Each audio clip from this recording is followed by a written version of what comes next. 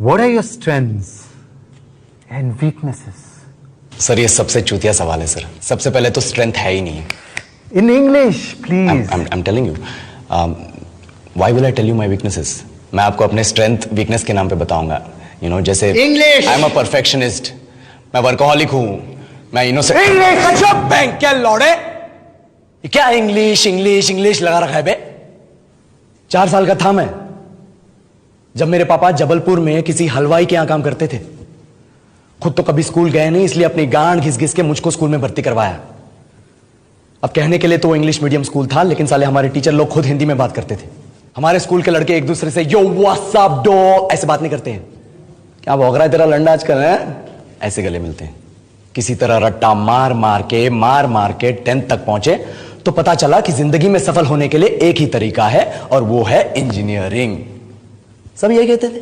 माँ बाप, टीचर लोग, गली का वॉचमैन भी हमसे पूछता था, और भैया कैसी चल रही है आपकी तैयारी? भग बेंचो, तुमको क्या करना है? इसलिए हमारे स्कूल के बच्चे हम सब पहुंच गए बकरों की तरह। मैं IIT, मैं NIT। अरे जिस बच्चे ने अपने बाप को जलेबी तलते देखा है वो तो यही सोचेगा ना कि जिंदगी में पैसा ही सब कुछ है। I did not choose this engineering life, sir, and neither did this engineering life choose me.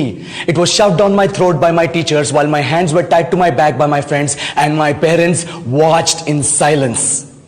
और इंग्लिश सुनेगा तो मादरचोद तो सुन।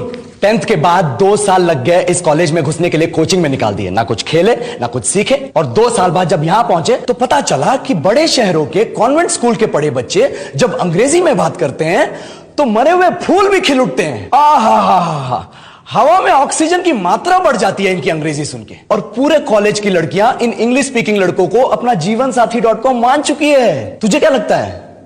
मुझे कभी लगा नहीं कि मैं अपनी अंग्रेजी पे काम करूं, अपने पर्सनालिटी पे काम करूं। बहुत लगा। ये चूतिया इंडस वैली सिविलाइजेशन का जो एजुकेशन सिस्टम बिठा के रखे हो, जिसमें हर साल में 10 सब्जेक्ट, हर सब्जेक्ट में theory, practical, viva, lab work, external, internal, majors, minors, assignment, project, thesis, गांड मार के रख लिया हमारी।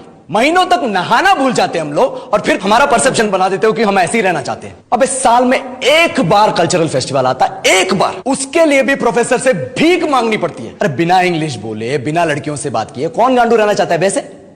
पर टाइम कहां है कुछ सीखने के लिए? लगे पड़े हैं कोडिंग सीखने, 3 लैंग्वेज सीख रहे हैं अलग अलग इंग्लिश छोड़ के। लेकिन जब प्लेसमेंट्स की बात आई तो सबको एप्टीट्यूड चाहिए, पर्सनैलिटी चाहिए, इंग्लिश स्पीकिंग चाहिए। It is not that we can not speak English, sir. We are just very conscious of our diction and our pronunciation, and we are not confident to speak in front of anyone else. If the curriculum was a little bit diverse, if the engineering colleges in our country focused on our all round development instead of functioning like a goddamn factory that is just mass producing robots by killing their dreams and handing out degrees, I would not be sitting here in this pointless HR interview, the likes of which exist only in our country.